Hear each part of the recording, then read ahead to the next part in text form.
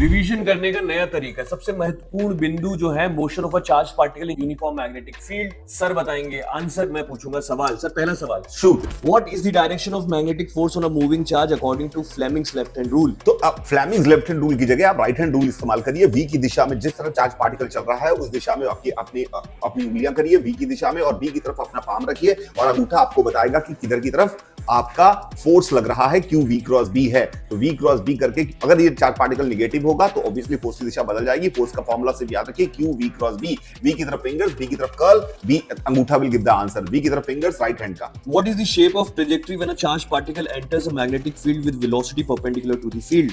तो charge particle का motion की बात करें जो velocity perpendicular to magnetic field में भेजा जाता है, उस केस में उसका पार्टिकल का पाथ सर्कुलर होता है। उसकी रेडियस का फॉर्मूला याद रखना है, mv/qb।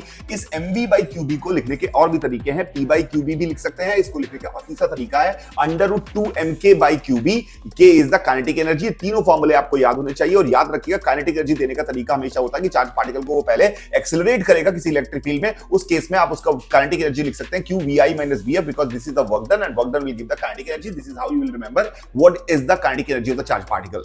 Why does a magnetic field not change the speed of a charged particle? Magnetic field का फोर्स हमेशा वेलोसिटी के परपेंडिकुलर लगता है। इसका मतलब power of magnetic field is zero, because F dot B power होता है। ये फॉर्मूला भी रिवाइज हो गया हमारा, एफ डॉट बी पावर होता है, पावर जीरो होता है। इसका मतलब कोई काम नहीं कर सकता, इसीलिए मैग्नेटिक फील्ड में चार्ज पार्टिकल की स्पीड नहीं बदलती है। उसका रेडियस होता है mv/qb। फिर से बोल रहा हूं, टाइम पीरियड होता है 2πm/qb। याद रखिए ये दो फॉर्मूले at least. What happens to the motion if the velocity is parallel to the magnetic field? अगर पैरेलल भेजा जाएगा पार्टिकल को तो वो अनडिविएटेड स्ट्रेट लाइन में चलता रहेगा, उसके ऊपर कोई फोर्स नहीं लगेगा, बिकॉज़ मैग्नेटिक फील्ड और वेलोसिटी पैरेलल है, तो v क्रॉस b जीरो आ जाएगा, यानी फिर वो अनडिविएटेड। इसका मतलब है कि आपके चार्ज पार्टिकल के तीन संभव पाथ होते हैं मैग्नेटिक यूनिफॉर्म मैग्नेटिक फील्ड में। या तो वो स्ट्रेट लाइन चलेगा, या तो वो सर्कुलर मोशन में चलेगा, या फिर वो हेलिकल पाथ में चलेगा। इस तीन के अलावा कोई चौथा पाथ नहीं पॉसिबल है यूनिफॉर्म मैग्नेटिक फील्ड में चार्ज पार्टिकल का। हेलिकल पाथ को समझ लेते हैं। अगर मैग्नेटिक फील्ड में वेलोसिटी को चार्ज पार्टिकल की वेलोसिटी किसी एंगल पे है जो कि 90 डिग्री और 180 डिग्री और 0 डिग्री नहीं है, in that case charge particle का जो पाथ होगा वो आपका हेलिकल होगा, और हेलिकल पाथ में you have to take the component of velocity perpendicular to the magnetic field. Let's say it is v sin theta,